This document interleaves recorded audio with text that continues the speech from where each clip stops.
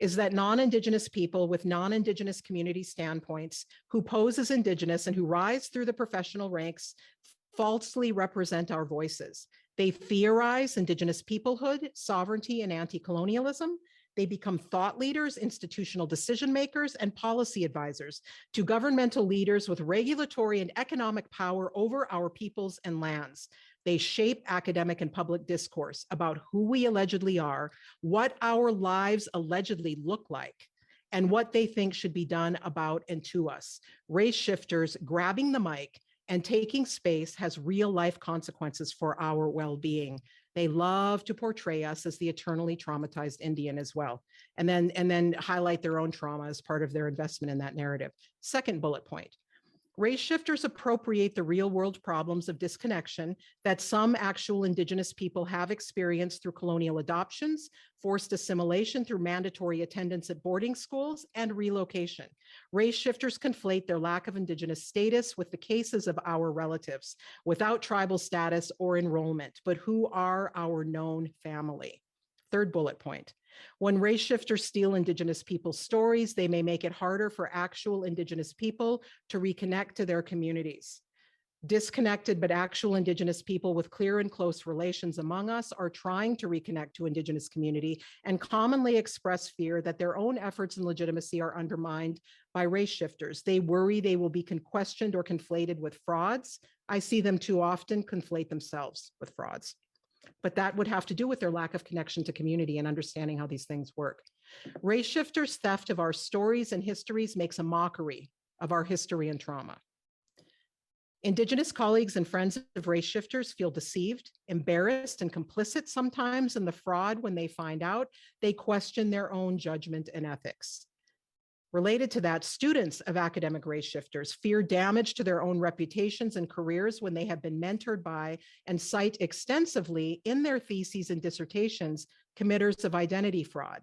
And like the colleagues of race shifters, they suffer trauma and embarrassment from that deception. They question, again, their own judgment and ethics. It's a form of abuse, actually. If you think about the relationships between the way race shifters treat people, it reminds me of abusive family members. Race shifters rob Indigenous people of the opportunities they took advantage of: jobs, admission to competitive university programs, scholarships, and fellowships. Race shifters who did not face the disadvantages and barriers of Indigenous life skew statistical data and census data on Indigenous well-being, making us look wealthier and healthier than we are.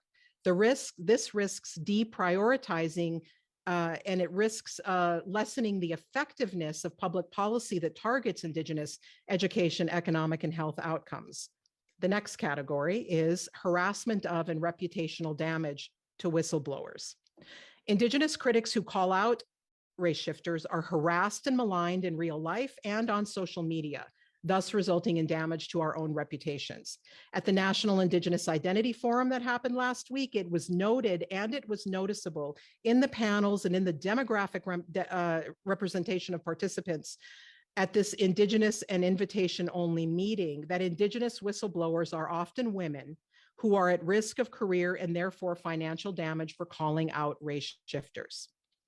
When whistleblowers are subject to ridicule and harassment by race shifters and their defenders, the ridicule often takes accusation that Indigenous critics are engaging in lateral violence, that they are jealous.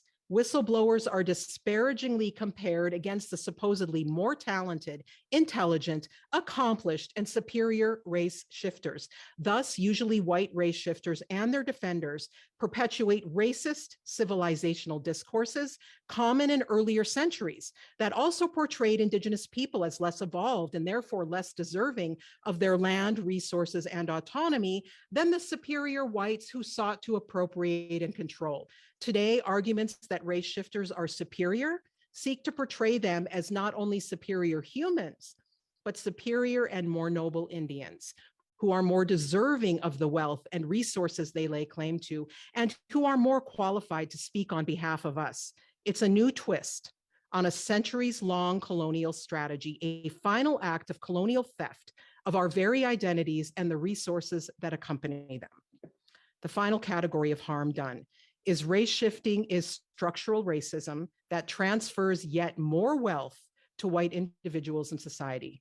First bullet point, when race shifters take leadership and accompanying economic opportunities, leadership, capacity building, and resources are not going back to Indigenous individuals, families, and communities.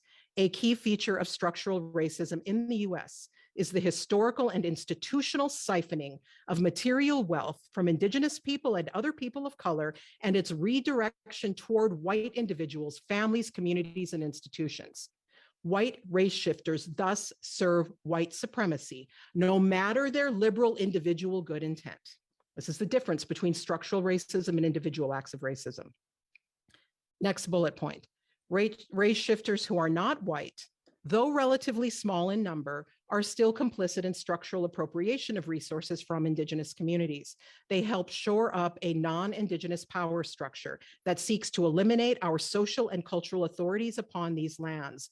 They aid white supremacist Indigenous elimination. Next bullet point. Race shifters reinforce anti-Indigenous structural racism beyond economic aspects. They appeal to the white power structure that finds it easier to deal with Indigenous people who are actually white people, socialized in ways more comfortable and familiar to that power structure. I think one of the other speakers already brought this up.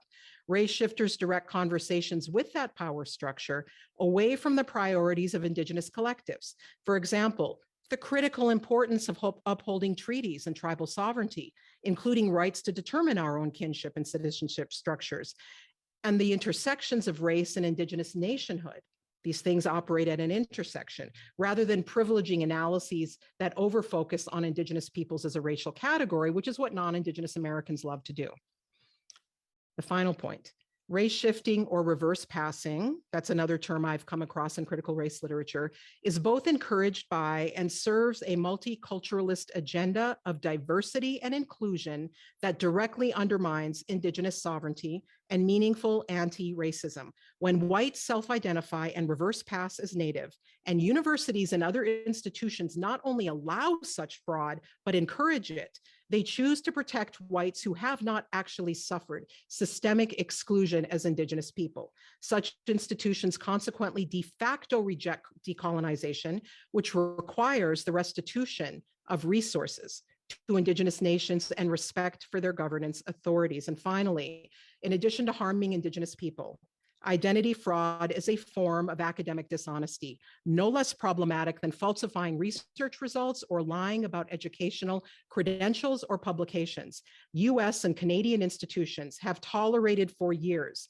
individuals' flagrant misrepresentations of their identity as Indigenous.